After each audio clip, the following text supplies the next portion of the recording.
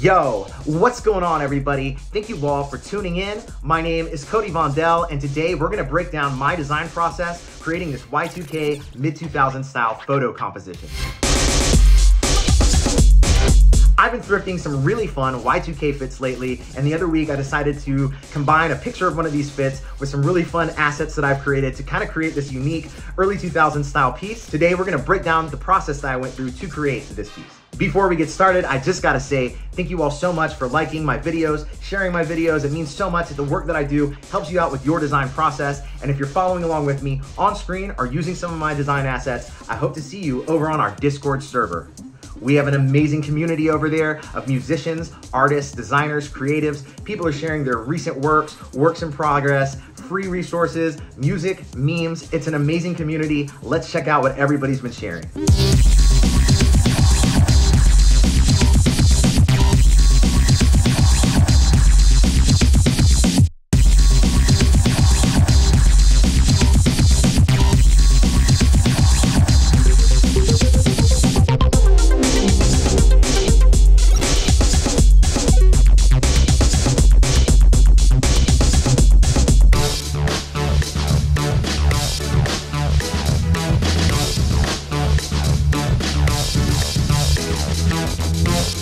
As always, I can't talk this community up enough. I appreciate you all so much. It's so awesome to hop on screen every day and to see what everybody's been posting. And if I haven't seen you over on the Discord server yet, I hope to see you there soon. If you'd like to support my channel, make sure to hop on my Etsy. That's where you can find all of the templates that I create and use on screen and other cool merchandise like stickers, shirts, hats, and more.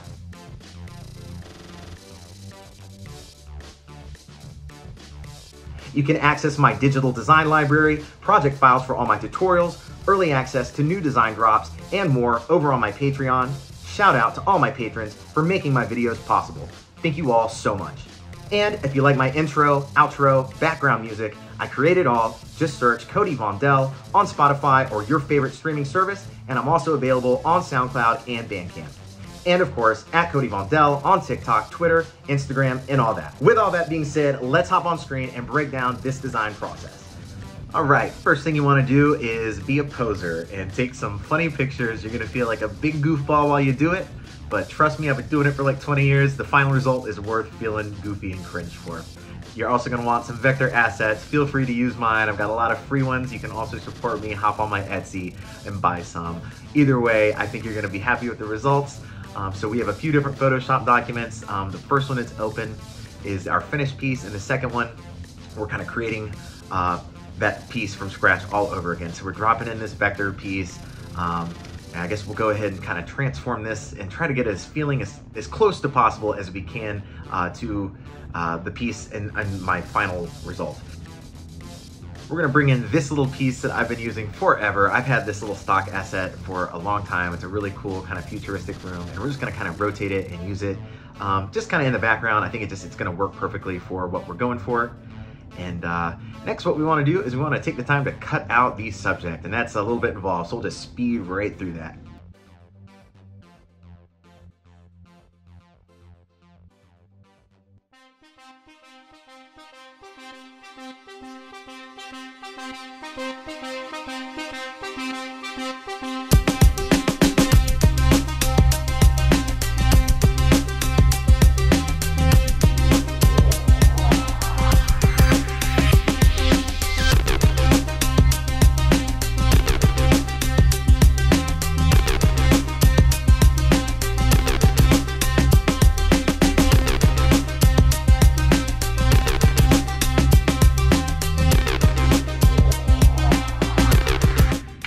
So we are gonna use eye candy really quick, and that is pretty much how we're getting these realistic, cool chrome textures on our vector shapes.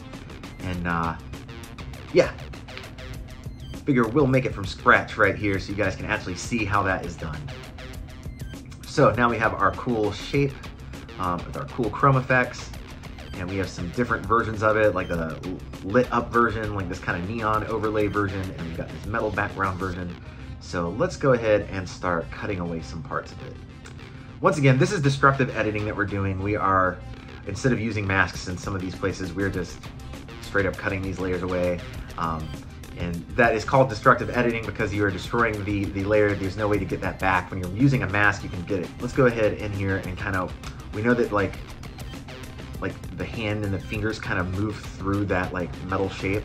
So we're gonna just cut that little part out, but we're gonna use the, maybe didn't say that right. We're going to cut the finger and the hand parts out of the metal shapes so that it feels like the subject is like reaching through them, when in reality, we're just cutting these layers away.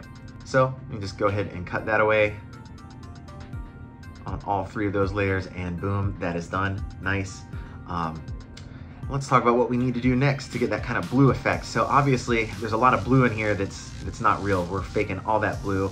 And maybe we can also bring this little rounded corner border over. I think that's gonna be cool, you know, why not have that? And yeah, I think we're gonna have to go ahead and start bringing some of the pieces over and start adding in some blue color and kind of talk about how we did that. So, comparing these two, doesn't have to be perfectly the exact same, but you know, close enough.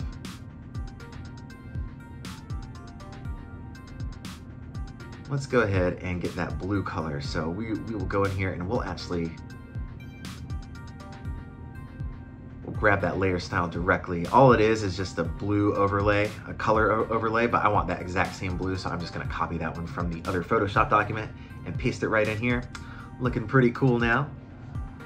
And I'm not gonna take the time to do it all over again, but I'm gonna kind of show you what I did here to kind of get the blue on the shirt, because the shirt's actually like a gray color. Kind of went through here and cut out all the parts that aren't, like all the gray parts of the shirt. Kind of see here what I've done. We have a layer that's the shirt's color. We have a layer that's the shirt's texture, and we're getting that texture by just pretty much making sure that layer has no color, and we're just turning on our blend modes and playing around with those, and I believe mine's on overlay. So let's go ahead and bring these layers over here and kind of see what we're doing here to get that color on the shirt. So at this point, I think we have something that looks pretty cool, and we can start playing around with some different like filters and stuff that we're gonna wanna use. So we were gonna be playing with blend modes, filters, and different things like that. So one thing that we could look at in the filter gallery is the diffuse glow. I know this is a preset, but this is a pretty cool preset that it actually evokes a lot of that like early 2000s kind of flare. So we're just gonna kind of play around with that. We might end up using it. I'm pretty sure I did use it on the final, or the first version of this that I ended up showing. So yeah, I think we're going to go with some type of variation, graininess at like 5 or 6 and something like that. And it might be that this looks cool on the subject, but it's just blows out our background. So we can just kind of go in here and erase parts of it. Once again, this whole piece is really destructive editing, and that's okay. If you know exactly what you want, you don't have to go through and use masks on everything. And if you're not sharing it, if it's not like a collaborative piece, you can do that kind of stuff. You don't always have to use the masks. I've been doing music stuff for so long. I've always been doing like fun little creative album covers. Like I used to have a band full of computer-headed robots and just all kinds of goofy things like that for my music stuff that I've been doing for, gosh, 20 years or so. And once again, you can just kind of have fun doing these kind of things. It doesn't always have to be perfect, especially if you're experimenting and just kind of having some fun with stuff, you know? So that being said, I think we got a near finished piece here. So we'll go to lens correction, into custom, and I'd like to set this around 70. I think 100, it starts to like bounce back. So I set it usually to around 70, but we'll set it to 100 now and just see what it looks like. These things are always experimental. A lot of times I'll end up doing this twice. I'll really distort things. So you can already see the difference there. And we might end up doing it one more time.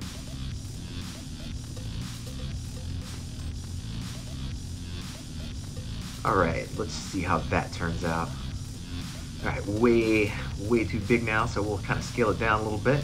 And now we're just kind of trying to get everything feeling right, you know, feeling like scaled appropriately and stuff like that. Might compare it to our first piece and just kind of see.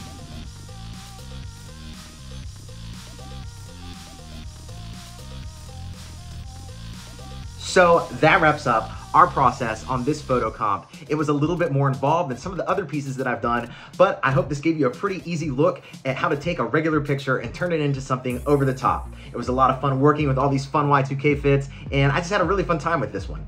Before you go, make sure to hit that subscribe button. I have a ton of fun content planned you don't want to miss out on. For example, all the musicians over on my Discord are planning a brand new mixtape together. If that's something you want to be involved with, make sure to hop on the server and share your music in the music channel. That wraps us up for today. Thank you all so much for checking out the video. Big shout out to all my patrons for making my videos possible. I can't wait to talk to all of you on my Discord server, and I will catch you in my next video. Thank you all so much.